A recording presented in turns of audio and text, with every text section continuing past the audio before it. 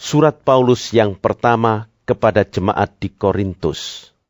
1 Korintus pasal 1.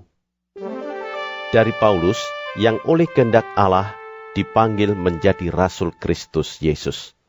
Dan dari Sostenes, saudara kita, kepada jemaat Allah di Korintus, yaitu mereka yang dikuduskan dalam Kristus Yesus dan yang dipanggil menjadi orang-orang kudus dengan semua orang di segala tempat, yang berseru kepada nama Tuhan kita Yesus Kristus, yaitu Tuhan mereka dan Tuhan kita. Kasih karunia dan damai sejahtera dari Allah Bapa kita dan dari Tuhan Yesus Kristus menyertai kamu. Aku senantiasa mengucap syukur kepada Allahku karena kamu atas kasih karunia Allah yang dianugerahkannya kepada kamu dalam Kristus Yesus. Sebab di dalam Dia kamu telah menjadi kaya dalam segala hal, dalam segala macam perkataan dan segala macam pengetahuan, sesuai dengan kesaksian tentang Kristus yang telah diteguhkan di antara kamu.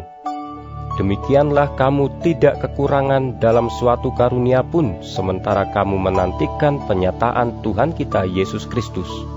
Ia juga akan meneguhkan kamu sampai kepada kesudahannya, sehingga kamu tak bercacat pada hari Tuhan kita Yesus Kristus. Allah yang memanggil kamu kepada persekutuan dengan anaknya Yesus Kristus Tuhan kita adalah setia.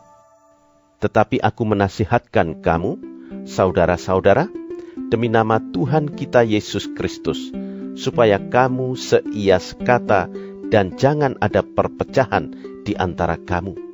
Tetapi sebaliknya, supaya kamu erat bersatu dan sehati sepikir. Sebab, saudara-saudaraku, aku telah diberitahukan oleh orang-orang dari keluarga Chloe tentang kamu, bahwa ada perselisihan di antara kamu. Yang aku maksudkan ialah bahwa kamu masing-masing berkata, aku dari golongan Paulus, atau aku dari golongan Apolos, atau aku dari golongan Kefas, atau aku dari golongan Kristus.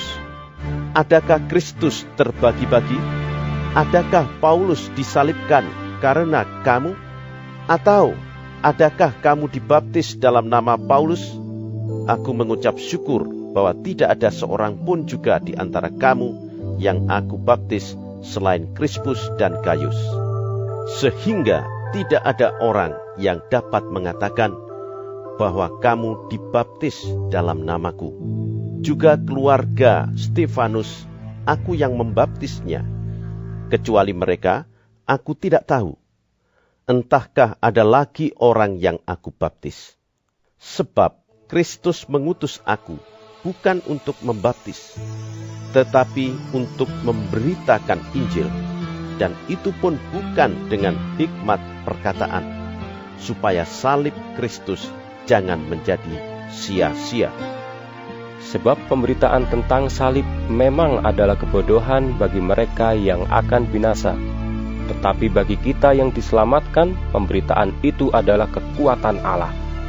Karena ada tertulis, aku akan membinasakan hikmat orang-orang berhikmat dan kearifan orang-orang bijak akan kulenyapkan. Di manakah orang yang berhikmat? Di manakah ahli Taurat? Di manakah pembantah dari dunia ini? Bukankah Allah telah membuat hikmat dunia ini menjadi kebodohan? Oleh karena dunia dalam hikmat Allah tidak mengenal Allah oleh hikmatnya, maka Allah berkenan menyelamatkan mereka yang percaya oleh kebodohan pemberitaan Injil. Orang-orang Yahudi menghendaki tanda dan orang-orang Yunani mencari hikmat. Tetapi kami memberitakan Kristus yang disalibkan. Untuk orang-orang Yahudi suatu batu sandungan, dan untuk orang-orang bukan Yahudi suatu kebodohan. Tetapi untuk mereka yang dipanggil, baik orang Yahudi maupun orang bukan Yahudi, Kristus adalah kekuatan Allah dan hikmat Allah. Sebab yang bodoh dari Allah lebih besar hikmatnya daripada manusia, dan yang lemah dari Allah lebih kuat daripada manusia. Ingat saja saudara-saudara, bagaimana keadaan kamu ketika kamu dipanggil. Menurut ukuran manusia tidak banyak orang yang bijak, tidak banyak orang yang berpengaruh, tidak banyak orang yang terpandang. Tetapi apa yang bodoh bagi dunia, dipilih Allah untuk memalukan orang-orang yang berhikmat. Dan apa yang lemah bagi dunia, dipilih Allah untuk memalukan apa yang kuat.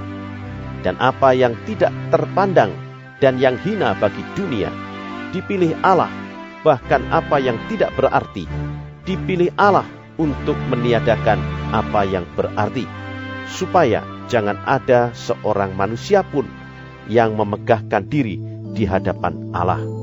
Tetapi oleh Dia kamu berada dalam Kristus Yesus, yang oleh Allah telah menjadi hikmat bagi kita.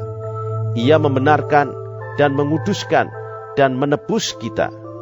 Karena itu, seperti ada tertulis, barang siapa yang bermegah, hendaklah ia bermegah di dalam Tuhan.